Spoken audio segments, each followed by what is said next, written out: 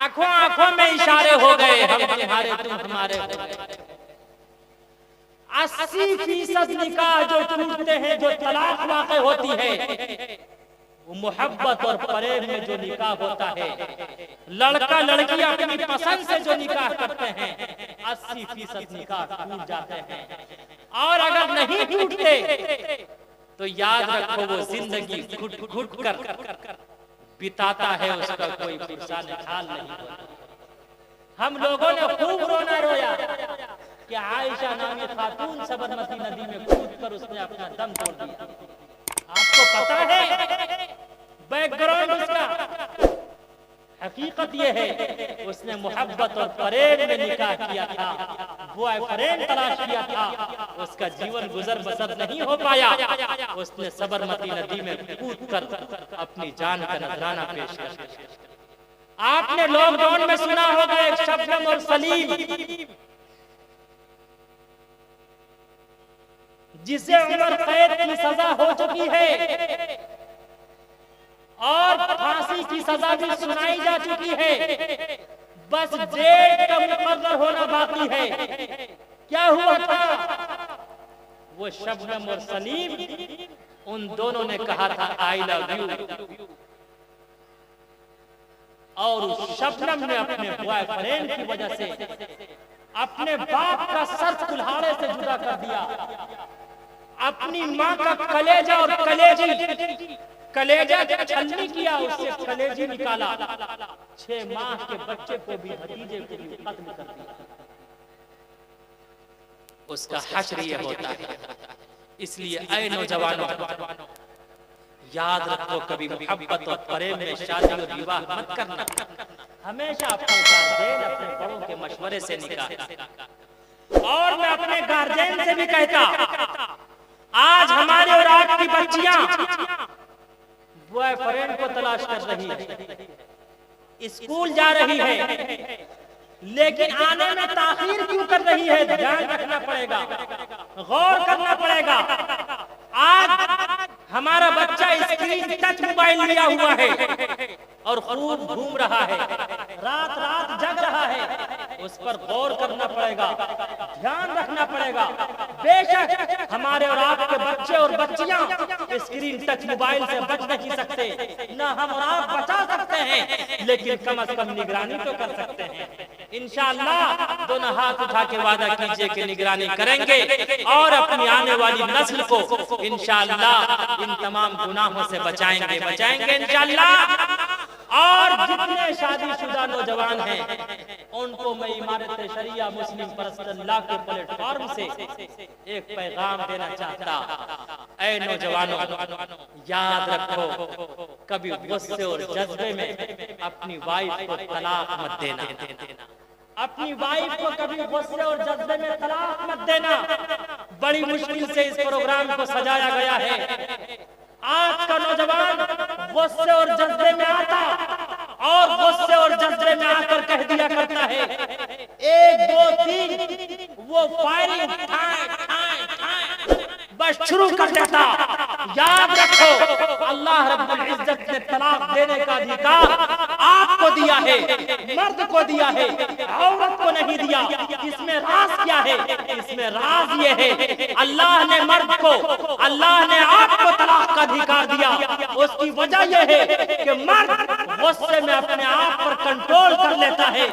मर्द गुस्से को कंट्रोल करना जानता है, वो गुस्से को कंट्रोल कर लेता। अगर अल्लाह औरतों को, हव्वा की बेटियों को तलाक का अधिकार देता तो याद रखो ये मर्द गुस्से में आता तो ये 1 2 3 कहता, लेकिन अगर औरतों को देता तलाक का अधिकार तो ये जितने बूढ़े पुराने हैं सबको 1 2 3 नहीं बल्कि 3 हजार तलाक दे के रोजाना घर से बाहर।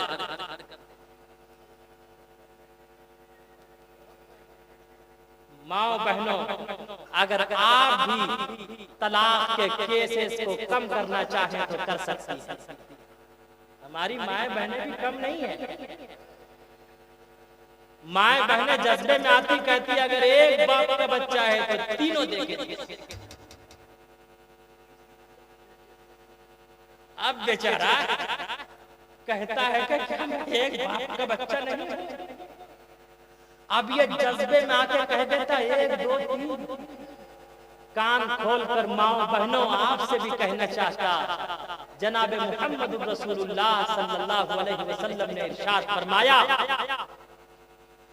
जो औरत अपने शौहर से तलाक मांगती है, तलाक का मुतालबा करती है, जवाब मांगती है, तो जन्नत तो दूर की बात उसे कभी जन्नत की खुशबू भी नहीं मिलेगी।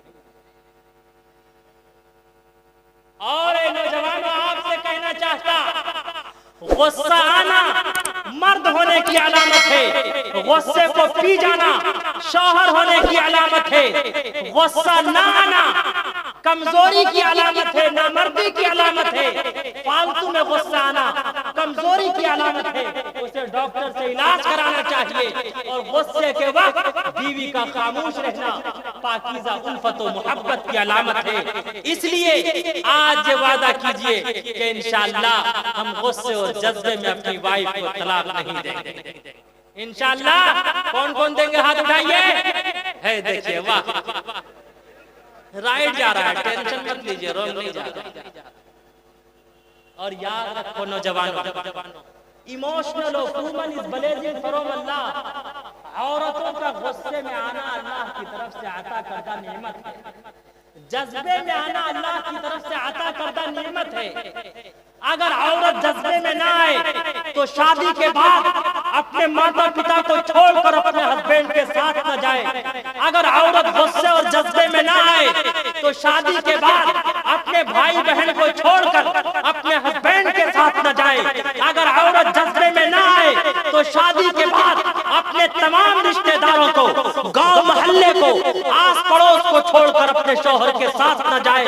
अगर औरत जज्बे में ना आए, 9 माह तक अपने गर्भ में बच्चे की बोझ को बर्दाश्त न कर पाए। अगर औरत जज्बे में ना आए, बड़े ऑपरेशन से बच्चा होता है, एक मर्तबा चुनकारती है, सारा दर्द खत्म हो जाता है। अगर औरत जज्बे में ना आए तो वो पूरी जिंदगी आप पर निछावर न कर सके।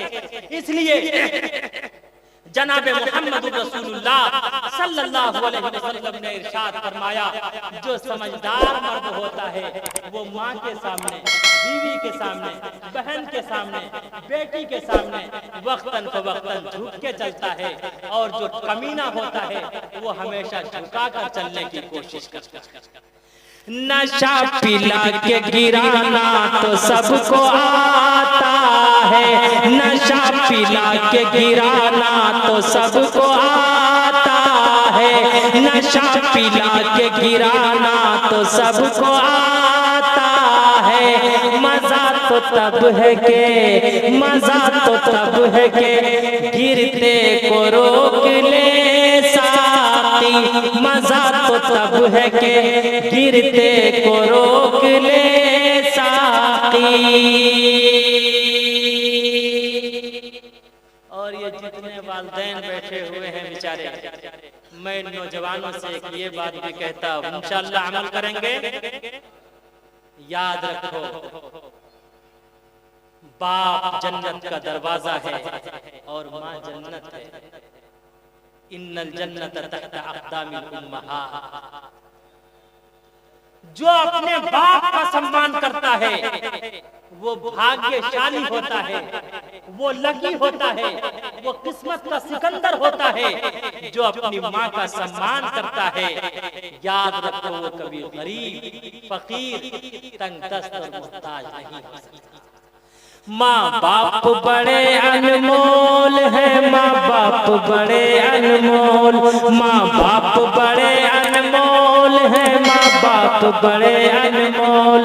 हुक्म खुदा है, हुक्म खुदा है, उनको कभी तू उफ तक भी ना बोल। माँ बाप बड़े अनमोल है, माँ बाप बड़े अनमोल। जल से दस्तार बंदी था, एट लास्ट में मैं आप सबसे कहता कि कबूलियत की घड़ी है, दुआ होने वाली है। किस किस को अपनी माँ से सच्ची मोहब्बत है? दोनों हाथ उठा के बता दीजिए। ऐ मुसलमानों, इस कुरान की मोहब्बत में, अज़मत कुरान की मोहब्बत में, माँ की मोहब्बत में 500 रुपए देने वाले कुछ नौजवान 500 रुपए से ताउन कर दीजिए। ये जलसा आखिरी लम्हा है, आखिरी कड़ी है, कबूलियत की घड़ी है नौजवान 500 रुपए से ताउन करने वाले आ जाइए जल्दी से, कबूलियत की घड़ी है। अल्लाह आपके बच्चे